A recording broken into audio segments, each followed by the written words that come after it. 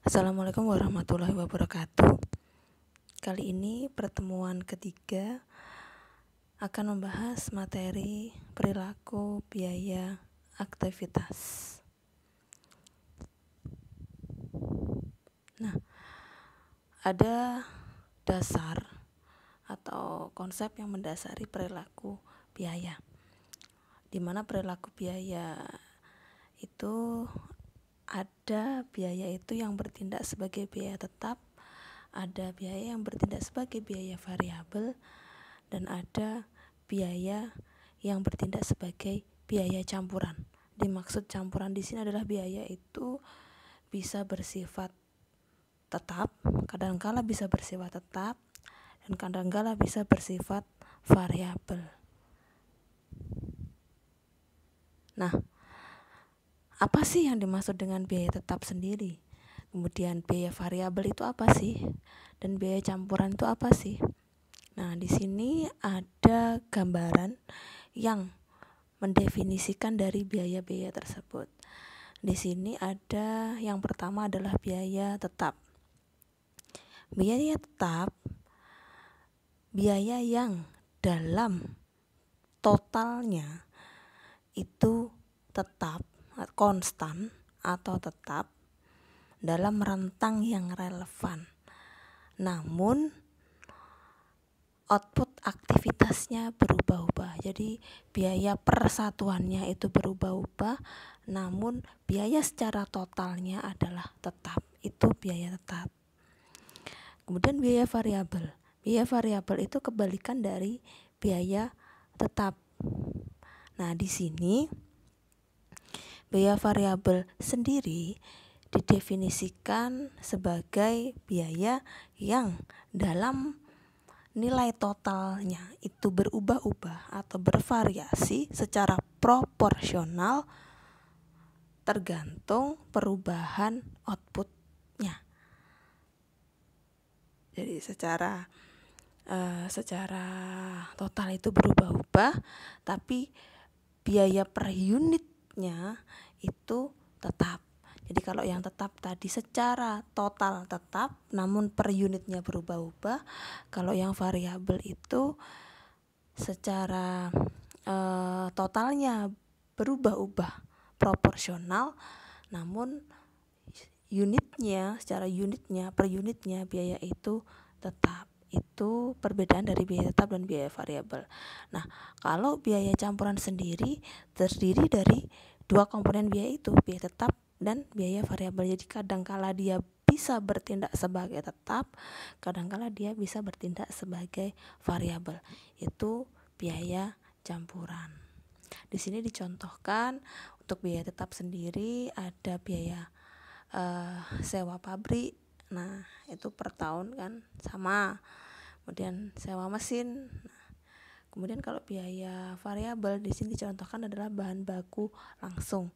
Jadi per unitnya sama, harga per unitnya sama bahan baku itu, namun tergantung kapasitasnya atau outputnya ingin berapa. Mungkin kali ini ingin produksi 100, jadi harga bahan bakunya per unit kan sama, namun untuk produksi 100 dengan besok produksi 1000 akan berbeda secara total, ya kan, secara total bahan bakunya. Ini ada biaya campuran. Di sini ada pembayaran sewa ditambah dengan sewa ini mesin, biaya mesin per jam. Jadi biaya mesin per jam ini bisa berubah-ubah sesuai dengan produksinya, kapasitas produksinya. Untuk per unitnya tadi sudah saya singgung, untuk biaya tetap berubah sesuai tingkat perubahan aktivitas, sedangkan variabel biaya per unitnya tetap, ya. Untuk perhitungannya atau biaya variabel ini, total biaya variabel itu diperhitungkan dari biaya variabel per unit dikalikan dengan unit activity-nya atau aktivitas per unitnya. Kalau biaya campuran atau total mixed cost, jadi biaya campuran itu komponennya adalah biaya tetap ditambah dengan biaya variabel. Nah, biaya tetap dan biaya variabel jika digambarkan dalam bentuk grafik seperti ini, ada sumbu X dan sumbu Y, maka sumbu X sendiri itu adalah aktivitasnya, kemudian sumbu Y ini mencerminkan biayanya. Nah, kalau biaya tetap dia akan seperti grafik yang ada di sebelah kiri ya.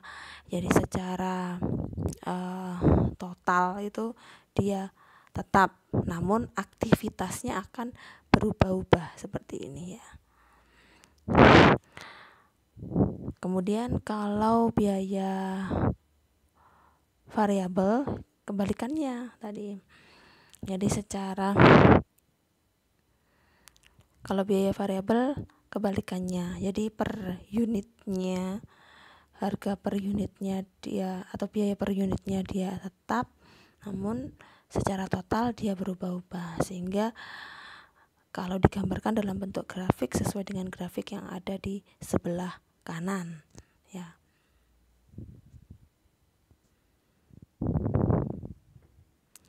Nah, di sini ada aktivitas penggunaan sumber daya dan perilaku biaya. Ini untuk memenuhi kapasitas yang diinginkan suatu perusahaan tentunya membutuhkan suatu sumber daya.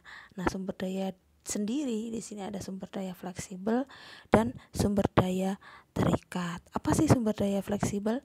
Sumber daya fleksibel sendiri adalah sumber daya yang diperoleh dari pihak luar dan perusahaan bebas membeli sesuai dengan kuantitas sumber daya yang dibutuhkan oleh perusahaan tersebut. Sedangkan sumber daya terikat itu dipasok sebelum penggunaan, didapat dengan menggunakan kontrak secara eksplisit maupun implisit untuk memperoleh sejumlah sumber daya tertentu tanpa memandang apakah sumber daya tersebut digunakan secara penuh atau tidak. Jadi kalau yang terikat itu karena sudah sesuai dengan kontrak, maka sumber dayanya itu dibeli tidak sesuai dengan tidak disesuaikan dengan kebutuhannya, sedangkan yang fleksibel itu disesuaikan dengan kebutuhannya. Nah, berikutnya adalah kapasitas yang tidak digunakan, sehingga karena sumber daya fleksibel itu dia memperoleh sumber dayanya sesuai dengan kebutuhan, maka kapasitas yang tidak digunakan itu tidak ada, karena sumber daya yang disuplai atau yang diperoleh dari supplier itu semuanya digunakan. Jadi resource supplied sama dengan resource usage and demand. Sedangkan sumber daya terikat karena yang disuplai itu kemungkinan tidak semua digunakan, maka bisa jadi resource supply-nya lebih besar dari resource usage-nya ya. Jadi sumber daya yang disuplai bisa jadi lebih besar daripada sumber daya yang digunakan. Contohnya untuk sumber daya fleksibel di sini adalah pembelian bahan baku. Kemudian untuk sumber daya terikat contohnya bisa pembelian atau sewa gedung pabrik ataupun peralatan. Nah, untuk sumber daya fleksibel di sini dia lebih cenderung digolongkan menjadi biaya variabel untuk perilaku biayanya. Kalau sumber daya terikat itu dapat diberlakukan sebagai biaya tetap ya, atau biaya tetap diskresi yang terjadi untuk kapasitas aktivitas jangka pendek.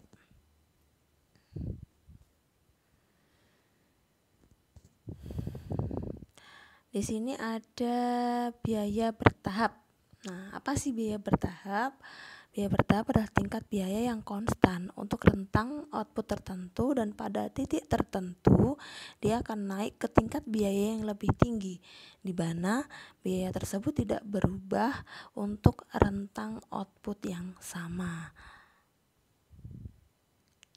Nah, biaya bertahap sendiri itu ada biaya bertahap untuk lebar tahap sempit dan ada biaya bertahap dengan tahap yang lebar. Nah, yang sempit ini berarti kan dalam rentang tertentu itu dia segera naik lagi ke rentang berikutnya.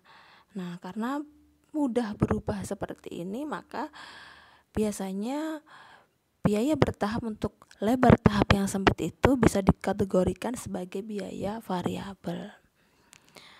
Untuk biaya bertahap dengan tahap-tahap yang lebar, karena dia rentang waktu yang panjang baru dia berubah atau dia naik, maka hampir dikatakan karena panjangnya rentang itu, maka hampir dikatakan dia adalah konstan atau tetap. Maka bisa dikategorikan biaya bertahap dengan tahap-tahap yang lebar itu dapat dikategorikan sebagai biaya tetap.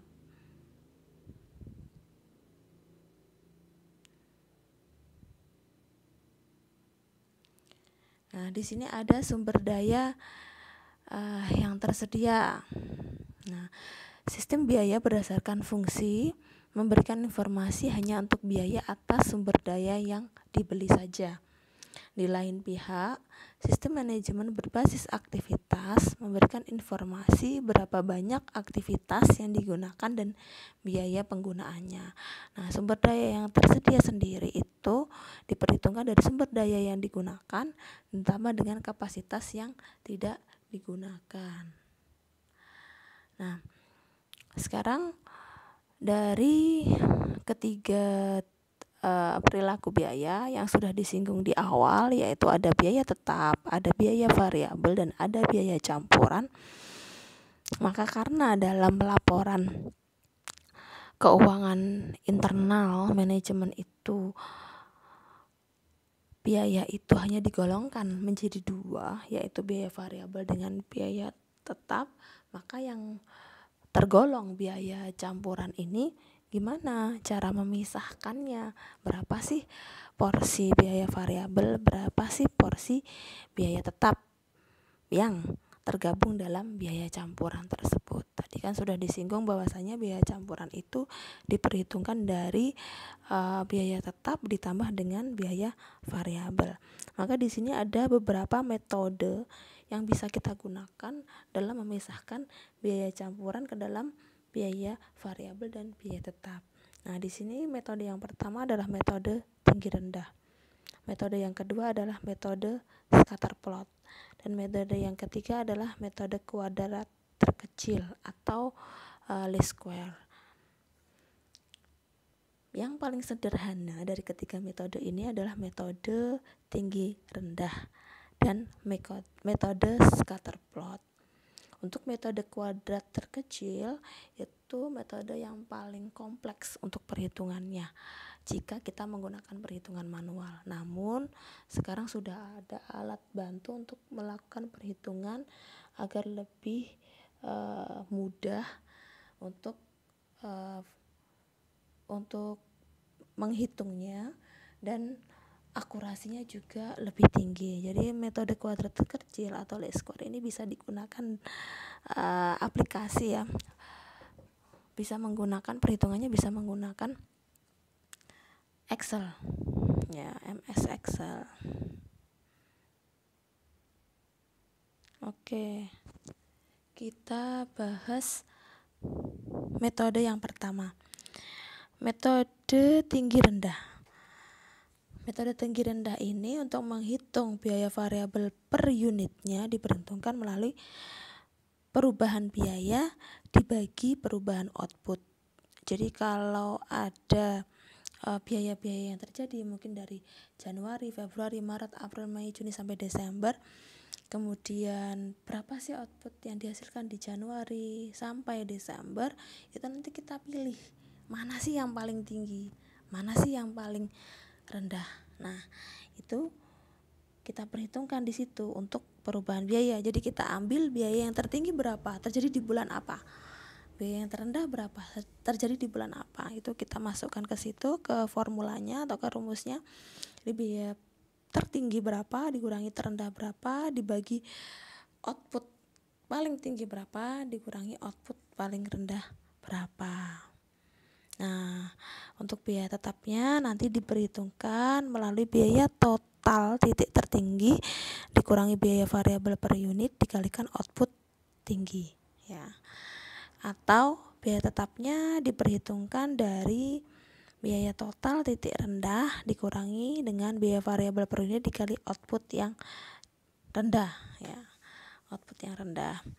Nah, di sini kalau sudah ketemu biaya tetapnya nanti kita akan mudah menghitung biaya variabel. Oke. Berikutnya di sini ada metode scatter plot ya atau scatter graph. Metode scatter plot ini metode penentuan persamaan suatu garis dengan memplot data dalam satu grafik. Dilakukan dengan cara menyeleksi dua titik pada grafik scatter yang paling mewakili hubungan antara biaya dan aktivitas. Jadi kalau metode scatter plot ini lebih mudah kalau kita menggunakan gambar grafik yang sudah disinggung tadi, grafik seperti ini. Nah, ini grafik seperti ini ya, grafik yang sebelah kanan. Nah, itu nanti kita akan tahu biaya tetapnya berapa di titik berapa. Jadi kita gambar dulu untuk biaya-biayanya nanti kemudian aktivitasnya berapa, ketemu di titik mana, di sini kah, di sini kah, di sini kah. Nanti akan kita tarik garis seperti ini. Nah, kemudian perpotongan garis ini yang memotong sumbu Y, perpotongannya misalkan di sini. Nanti kita akan tarik garis ke sini, itu adalah biaya tetap. Nah, pertemuan di sini, perpotongan di sini nanti itu menentukan nilai biaya tetap. Itu untuk scatter plot. Ya. Scatter plot. Berikutnya untuk biaya tetapnya di situ ada rumusnya, total mixed cost at high point dikurangi variable rate kalikan high output ya.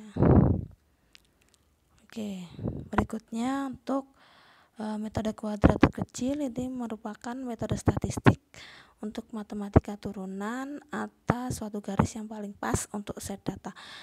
Nah, kalau dikatakan mana metode yang paling akurat, bisa dikatakan yang paling memiliki akurasi paling tinggi adalah metode kuadrat terkecil. Jadi kalau yang high low itu hanya mengambil, karena kelemahannya dia hanya mengambil titik tertinggi, aktivitas tertinggi dengan aktivitas terendah, maka aktivitas yang di tengah-tengahnya itu tidak begitu diperhatikan, maka bisa jadi untuk menentukan biaya variabel dan biaya tetap dengan metode high low itu bisa terjadi kurang atau akurasinya kurang tinggi ya, jadi akurasinya kurang bagus. Kemudian kalau metode scatter plot itu karena dia digambar terlebih dahulu. Nah, digambar terlebih dahulu untuk titik-titiknya berapa, kemudian ditarik garis yang melalui titik-titik itu tadi pada grafik. Maka setiap tarikan garis itu dari orang satu dengan orang yang lain untuk menghitungnya akan berbeda, tergantung subjektivitas. Sehingga untuk menentukan biaya tetapnya nanti juga pasti akan berbeda antara orang satu dengan orang yang lain. Nah, walaupun kedua metode tadi high low dan scatter graph itu memang perhitungannya lebih simpel, lebih sederhana ya. Berbeda dengan metode kuadrat terkecil ini yang semua titik itu diperhatikan atau dilibatkan dalam perhitungan. Dan di sini bisa menggunakan aplikasi SPSS dan Excel atau dihitung manual juga bisa, namun dengan tahap yang panjang tentunya. Kalau ingin cepat biasanya menggunakan aplikasi seperti SPSS dan Excel. Nah, ini akurasinya lebih tinggi jika dibandingkan dengan kedua metode sebelumnya. Nah, di sini ada penilaian manajerial. Penilaian manajerial sendiri merupakan pendekatan sederhana untuk mengklarifikasi biaya sebagai biaya tetap ataukah biaya variabel. Ketika manajer memiliki pemahaman yang mendalam atas perusahaan dan pola biaya, metode tersebut dapat memberikan solusi terbaik. Jika manajer memiliki keputusan yang minim, maka kesalahan akan terjadi.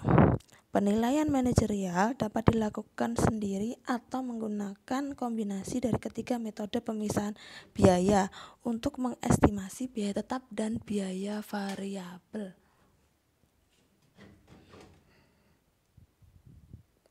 Oke, sekian untuk pertemuan kali ini. Terima kasih. Jika ada pertanyaan, silahkan diajukan. Wassalamualaikum warahmatullahi wabarakatuh.